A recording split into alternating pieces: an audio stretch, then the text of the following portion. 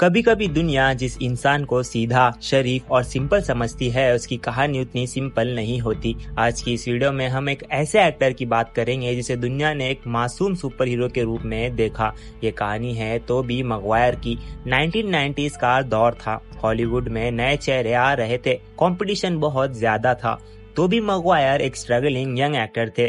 उनका personality loud नहीं था। वो इंटरव्यूज में धीरे बोला करते थे, पब्लिक इवेंट्स में शाय लगते थे। लेकिन इसी दौरान उनकी दोस्ती हुई लियोनार्डो दी कैप्रियो से। दोनों ने साथ स्ट्रगलिंग करना शुरू किया, साथ में ऑडिशन दिए, साथ में पार्टीज अटेंड की और धीरे धीरे वो हॉलीवुड के एक पावरफुल यंग सर्कल का हिस्सा बन गए। बाहर से इमेज थी सिंपल, स्वीट और इनोसेंट, लेकिन अंदर से स्ट्रॉन्ग नेटवर्किंग और स्मार्ट पोजीशनिंग। फिर आया 2002, फिल्म रिलीज हुई स्पाइडरमैन। डायरेक्टर सैम रेमी ने उन्हें पीटर पार्कर के रोल में कास्ट किया।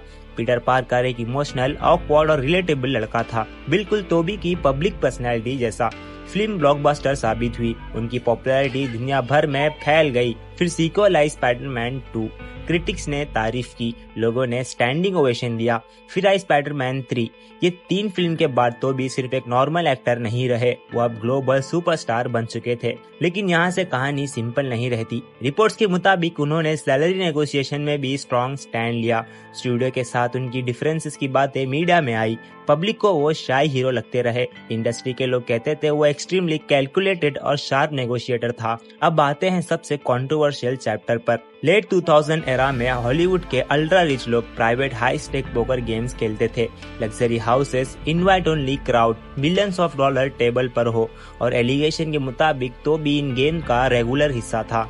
बाद में एक फिल्म बनी मोलीज गेम। इस फिल्म में एक कैरेक्टर था जो रिपोर्टेडली अनरियल लाइफ प्लेयर से इंस्पायर्ड था। इनसाइडर ने क्लाइम किया कि उसकी पर्सनालिटी टोबी मैguire की पर्सनालिटी जैसी मिलती है। एक लीगल केस भी सामने आया जिसमें इलीगल गैम्बलिंग प्रॉफिट रिकवरी की बात हुई। उनका नाम लॉ सूट में मेंशन हुआ। उन्होंने सेटलमेंट अमाउंट पे करके केस को क्लोज कर दिया। यहाँ इंटरेस्टिंग बात यह है, मीडिया कवरेज लिमिटेड रही। उनकी पब्लिक इमेज में मेजर डैमेज नहीं हुआ। क्यों? क्या उनकी इमेज इतनी केयरफुली प्रोटेक्ट थी, या उन्होंने कंट्रोवर्सी को साइलेंटली मैनेज किया? स्पाइडरमैन ट्रायलॉजी के बाद उनका करियर धीरे हो गया। 2012 में फ्रेंचाइजी रिबूट हुई, the amazing Spiderman starring Andrew Garfield. फिर मार्वल यूनिवर्स ने इंट्रोड्यूस किया नया स्पाइडरमैन, टॉम हॉलैंड। तो भी स्पॉटलाइट से ऑलमोस्ट गायब हो गए। कुछ लोग कहते हैं इंडस्ट्री पॉलिटिक्स थी, कुछ कहते हैं उन्होंने खुद डिस्टेंस चूज किया। सच क्या है ऑफिशियली कभी क्लियर नहीं हुआ। उन्होंने ज्वेलरी डिजाइनर जेनिफर मेयर से शादी की और एक नॉर्मल लाइफस्टाइल शुरू किया। वो फ्लैशी पार्टी से दूर हो गए, पब्लिक अपीयरेंस कम हो गई। 2016 में डाइवोर्स अनाउंस हुआ, फिर भी कोई पब्लिक ड्रामा नहीं हुआ। रिपोर्ट्स के मुताबिक वो इन्वेस्टमेंट, प्राइवेट गैदरिंग और लो प्रोफाइल लाइफस्टाइल में बिजी रहे। एस्टिमेट नेटवर्थ इंडस्ट्री सोर्स के हिसाब से 70 to 80 मिलियन डॉलर के बीच में माना जाता है। फिर आया 2021, फिल्म रिलीज हुई स्पाइडरमैन नो वे होम। मल्टीवर कॉन्सेप्ट के थ्रू तो भी वापिस आए। थिएटर्स में ऑडियंस इमोशनल हो गई, लोग खड़े होकर क्लैप कर रहे थे। सडनली नैरेटिव चेंज हो गया। वो फॉरगेटन स्टार से लेजेंड स्टार बन चुके थे। उसके बाद उन्होंने डार्क रोल प्ले किया फिल्म बेबीलोन में, और स्ट्रीमिंग प्लेटफॉर्म इंक्लूडिंग नेटफ्लिक्स के एरा में उनकी विजिबिलिटी फिर से स्ट्रॉन्ग हुई। आज टोबी मैguire एक कंट्रोल लाइफ जीते हैं।